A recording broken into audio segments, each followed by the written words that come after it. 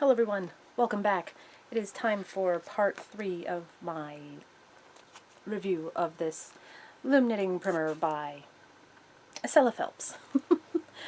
Had to take a break from this recently just because a lot of tedium. And I'm finally getting back to the third part. I was trying to squeeze all of it into this 3-parter, but the last portion, and I'll explain this a little later on, it's just impossible to get it all done in time for a third one. And I've been putting this one off long enough. So, picking up where we left off in part 2, it's another baby blanket. This one's called Bliss Baby Blanket. Here it is. So you can see it's a good sizable blanket. Yeah, it's a lot of work putting this one together. How was this put together? I don't remember. So this is basically knitted in 3 pieces. You can kind of see on the back where they're stitched together. So 1 and 2, that's where they're connected. As you can see, just 2 basic stitches, 1 knit and 1 seed stitch. So, the Baby Bliss blanket. Of course, not using cashmerino wool, but using baby fleece. It's very tedious, very easy, but I still managed to make a few mistakes here and there. Still no instruction for blocking. In this case, I don't think it really needs it. Yeah, I know it's kind of hard to see when I say mistakes. This is supposed to be a seed stitch. Let me see if I can get it on here. Accidentally did a rib stitch in here. I know it's kind of hard to see. Yeah. But that's just from the tedium. And of course, little mistakes like that make it mine. And there's no instructions for mattress stitch, no pictures to describe it. So had to go to good old Google to help me there. But once again, a primer is supposed to be for beginners or a resource for the more experienced, and having something as simple as how to stitch something together is incredibly useful for both newbies and intermediate level and advanced level people. Just needing that little extra visual, like, oh, am I doing that right? Is this how it's supposed to look? The next one is a mock cable poncho. Okay, so in the description for which knitting loom to use, there is no example of which loom that the author or the creator of this pattern used. Just saying use a loom, where was it? With multiples of 8 plus 2. No sample loom given for sizes or what was used in the picture project, or the picture in the project. It references a sizing chart in the back of the book, but there's no page number given for that, so you kind of have to, do it yourself, but page numbers are helpful, The cast-on instructions are in a weird spot. They're at the very bottom of the page. It's like, oh yeah, we have to cast on, instead of putting it, just kind of sliding it over into the 3rd column. I'm just going to see how it's like 1 column, 2 column, 3 column. All they had to do is move that little piece there up to the top. And also a note for the sizing chart in the back, much like the socks, negative ease is never explained. So I have no idea what it is, and we're just going to move on. Also, knit stitch is called flat stitch for some reason in this pattern when it has not been called that before, and I don't believe is ever called that again, except for maybe in the glossary. Also forgets to add the cable needle to the tool list. So I had to restart once because I messed up the twisting portion. Added stitch markers to help me out there. I think there were some other accidental twists in here, which I just decided to leave in. Just pull it up here so you can see it. This is the finished project, so yeah, it's kid size. I just might donate this one, or maybe try to sell it at a flea market at some point. Yeah, it came out pretty nice. This yarn was a nightmare to work with, though. In the bind off it says, and working a row 4, and bind in flat panel. No instruction on binding off left to right, however. So, should or could say bind off in pattern during row 4, maybe. That's what I did. Again, if it's not explained here, the poor person who has to do this project has to figure it out on their own or make it up as they go. And then what's the point of this primer if your projects are not going to be of any help? Let's see, this one I did have to block a bit. I just did a light wet blocking, mostly because it needed to be, because it was all squished up, and that just doesn't work for something like this where it has to be flat. You have to be able to see where everything is so you can line it up evenly. And of course, because there were no instructions for blocking, I had to go to another source for that. There are too many sources, and not all of them are clear or consistent. So, yay, blocking. Let's see. Next one, just some fingerless mitts. I think this was some leftover yarn I had from Victober years ago, making my my shawl. You know, fingerless mitts, very easy. But I'm going to nitpick here for this pattern. This is bind off loosely using flat removal method 1, when literally it could just say basic bind off. We have yet to have a project using yarn over bind off, and neither one is numbered earlier on in the stitch guides, when you can find them, because there are of course no page numbers to go back and reference. Nitpicking. And this is one I made before early on, and that is a little eyeglass case. Used some of that lovely blue yarn I did before. I think this one came out slightly better than the first one I made, but that one was just using scrap yarn. This is supposed to be an eyeglasses case. I've got some blue light glasses that I use occasionally. I think these will barely fit. Let's see.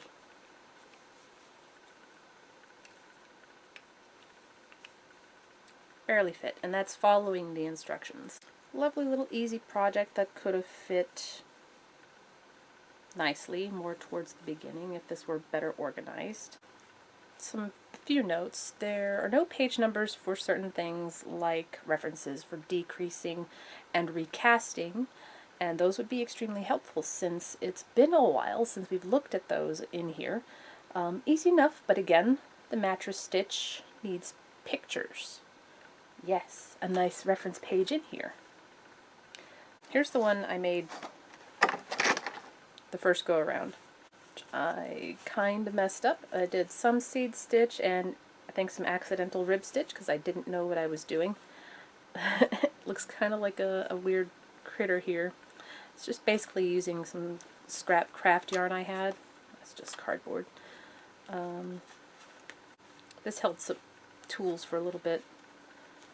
But as you can see, it's similar problems, only this time I made this one too short, whereas this time I made this one too long. And as it's written, the flap is too skinny and it is too long. Just saying. And no, that's not me doing it wrong, it's me following the instructions. And it's funny, the way it's sewn together in the picture, it looks like it's wrong side out. This is how it's supposed to look from the pictures in the book, but you know, your seams belong on the inside. Usually. And yeah, I don't know if this was me putting it together wrong or if it's just a flaw in the pattern, but it's definitely uneven here.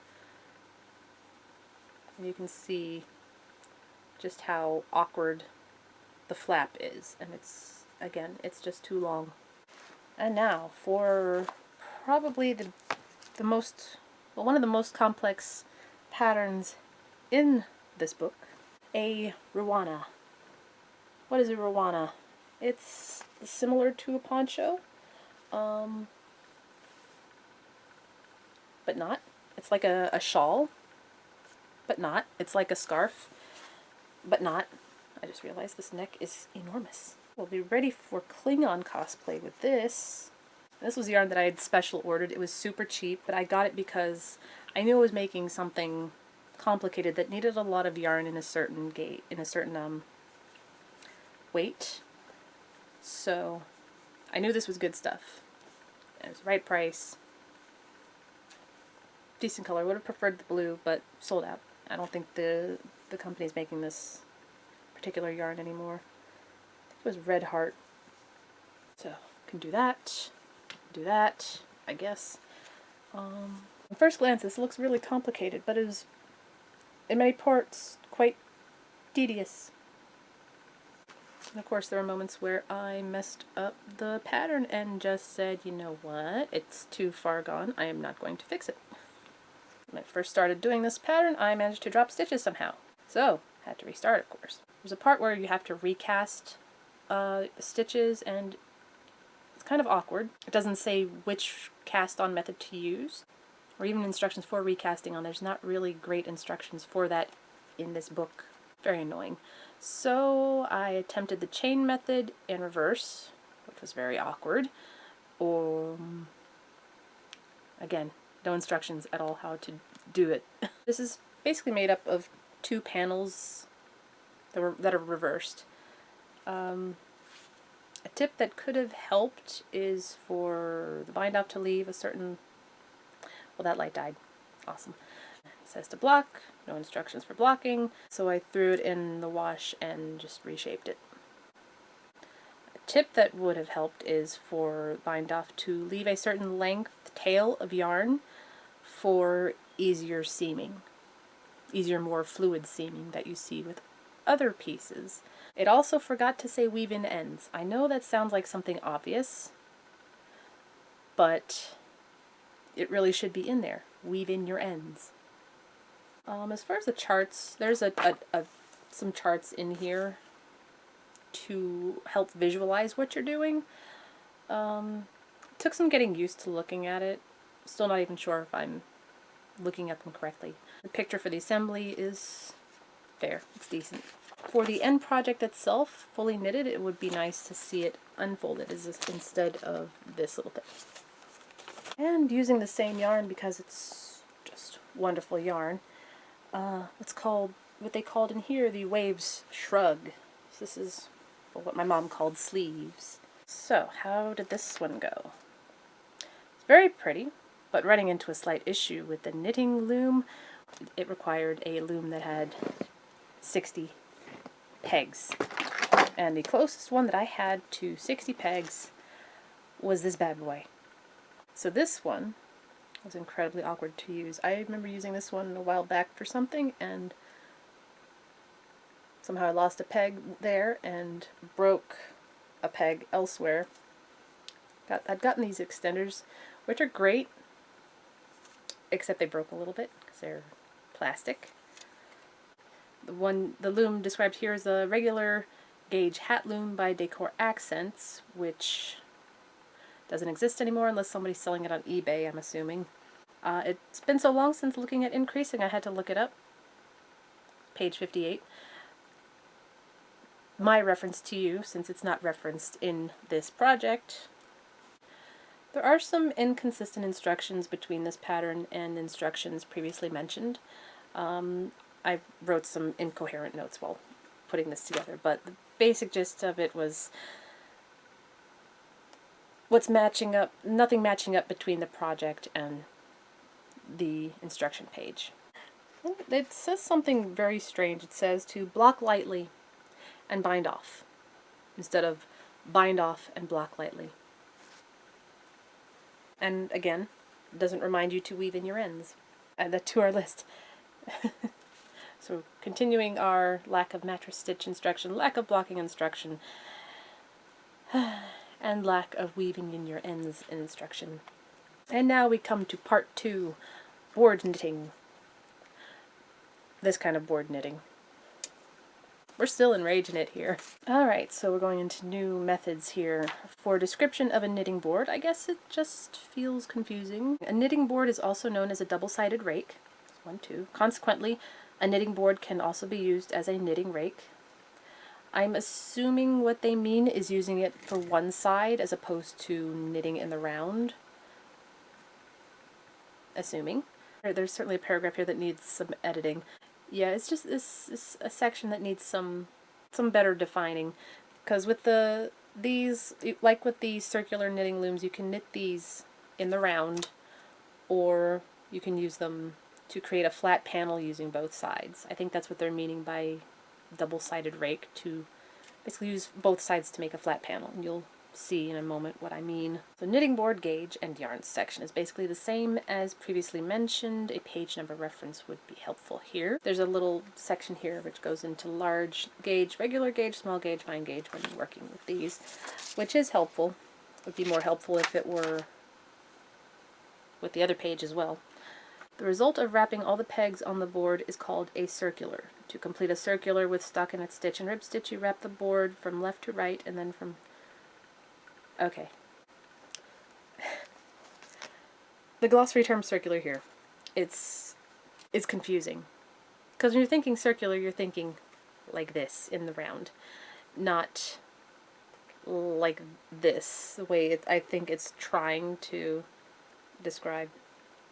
The knitting board diagram on here is fine. It's very helpful because it gives you an idea, so you can number your pegs from like 1 to however many. Of course, dropping a stitch marker on your first peg is extremely important. I don't think it mentions that on here.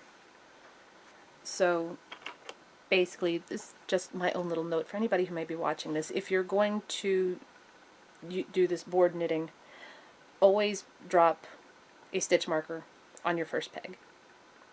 Then you'll know where peg 1 is and you'll never get lost.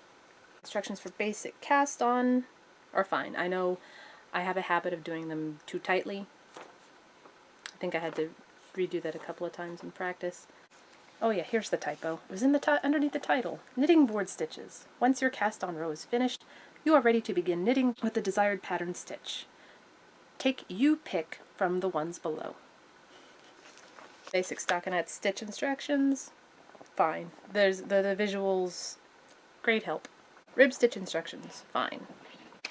That tip I just gave about the stitch marker, it is actually here with the figure 8 stitch, which is fine.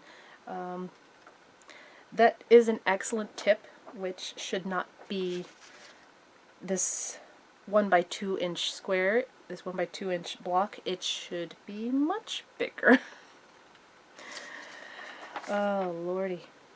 And I was disappointed again. The bind-offs are not on the immediately following page. What's on the next page is a pattern. The bind-off instructions are 1, 2, 3, 4, 5 pages after the cast on and stitches. Why are these not in the same place?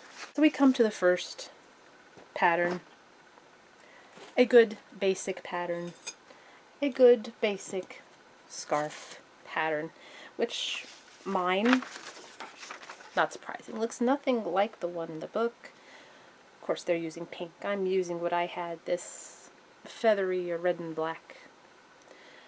In the picture it looks very skinny. Mine is quite large, but I think that's just the gauge and the nature of this particular yarn. Yeah, because it's working with the fuzzy novelty yarns, which have not made a comeback yet. I've seen them a few times, and when I do see them, I do grab them just for these occasions. The Power pink scarf. The Power red scarf. Some instructions for the figure 8. Oh yeah, there's no instructions for the reverse setup for figure 8, so I had to figure it out myself. Go figure. On a figure 8. It's an easy, basic pattern. Good for a starter with the knitting board. It's a bit dated with the yarn, of course. And also, no bind-off here has been given in the instructions yet for this loom, and no page number to reference it either. This novelty yarn is such a pain. I think I remember I started off with like the fun fur yarn, and it kept slipping off, so I switched over to this one, which is very similar, but it's not quite as long and stringy. This one's a bit thicker. Let's see.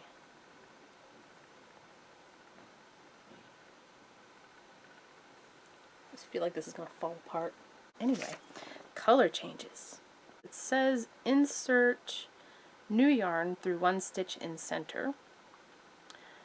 We change yarns at the beginning of a row usually, and then laying the two ends along the center. And there's no picture for it, so you kind of have to figure it out for yourself in this primer that's supposed to be teaching you.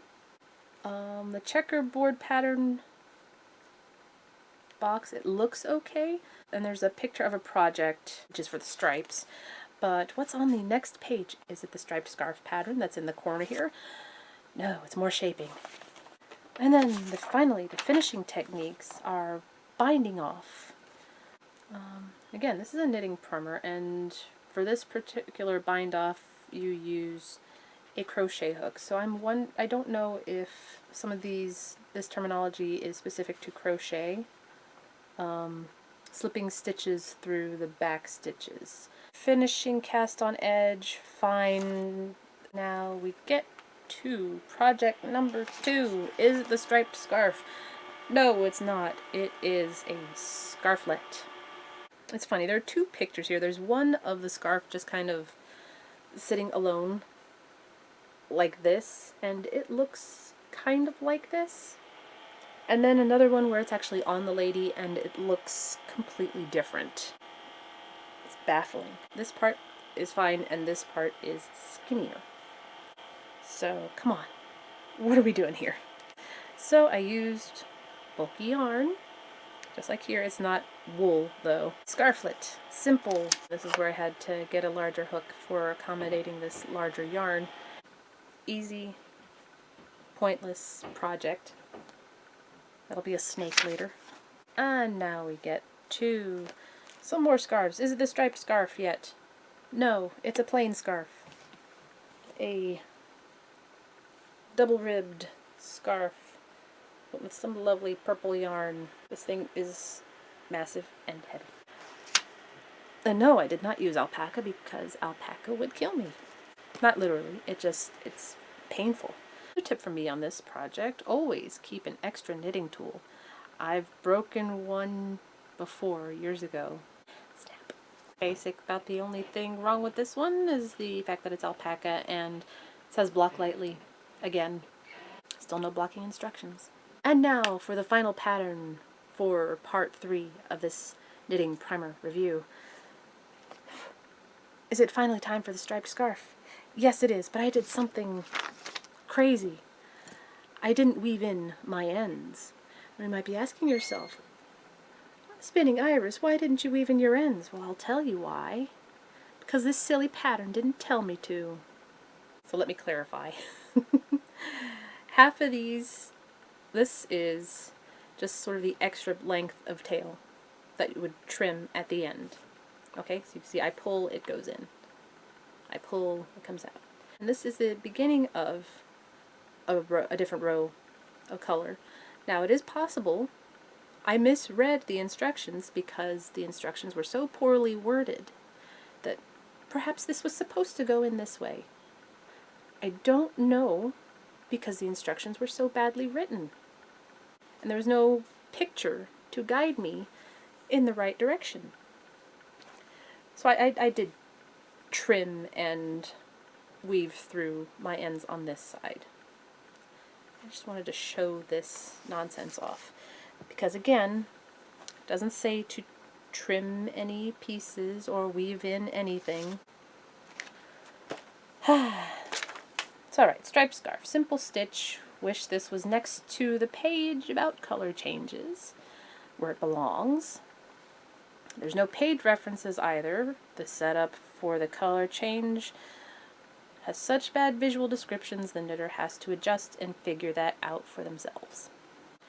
Yeah, the instructions for color changing and laying the new yarns across the middle and the tail ends across the middle are very important, and they are poorly defined on this page. And that is where I'm going to stop, because part 3 is felting.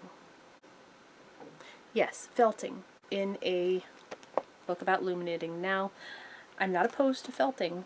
I had to stop here because felting is a technique all in itself, it deserves a book, at least one book by itself. So this is going to be an odd section, this part 4 coming up. Hopefully I will have that done before the end of the year. Hopefully, even by the time the fall rolls around, I will have this review finished. Thanks for joining me on this part 3 of the Loom Knitting Primer. The pain continues and will end soon. Take care. Bye.